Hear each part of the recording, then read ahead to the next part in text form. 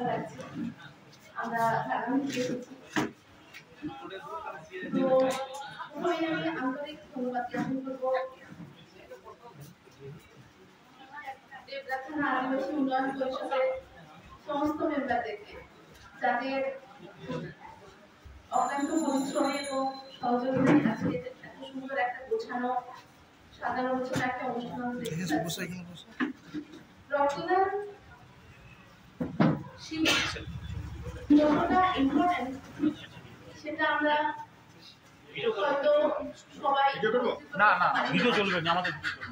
কিন্তু এটা আমরা সবাই জানি, রক্তদান জীবনদান।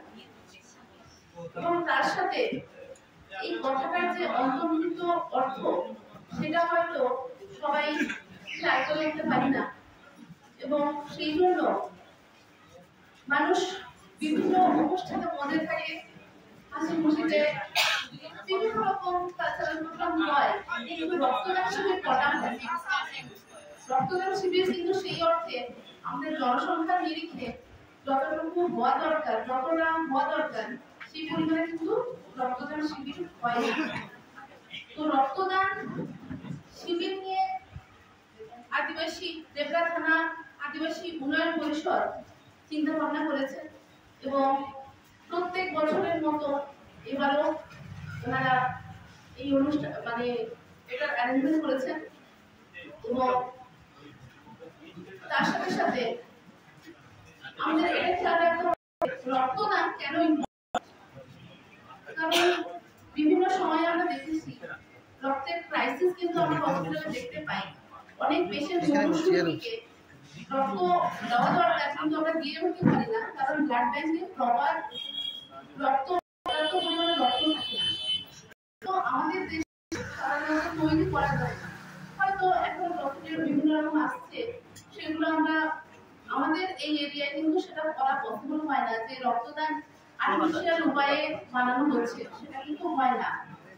এবং সেই জন্য মানুষ যদি রক্ত দান করে তবে সেই রক্তটা কিন্তু রোগীর জন্য দেওয়া যেতে পারে, ব্লাড ব্যাংকে সেটা অ্যাভেলেবল থাকতে পারে। কিন্তু সেটা দেখা যাচ্ছে খুবই ক্রাইসিস হচ্ছে মানুষজনের মধ্যে, মানে অনেকে ভয় পান, অনেকদিন ভয় পান যে রক্ত দিলে হয়তো শরীরটা খারাপ হয়ে যাবে।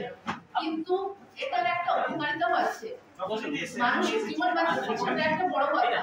তার সাথে নিজেদের হাই প্রেশারের টেন্ডেন্সিটা কমে যায়, হার্ট অ্যাটাক, হাই প্রেশার এগুলো টেন্ডেন্সি কিন্তু কমে যায়। কারণ প্রেশার নরমাল থাকলে ব্লাড দিলে, ব্লাড দান করলে প্রেশারটা কিন্তু নরমালের দিকেই থাকে, এবং প্রেশার যদি নরমাল থাকে তাহলে হার্টের রোগগুলির ঝুঁকিটা কমে যায় অনেকাংশে।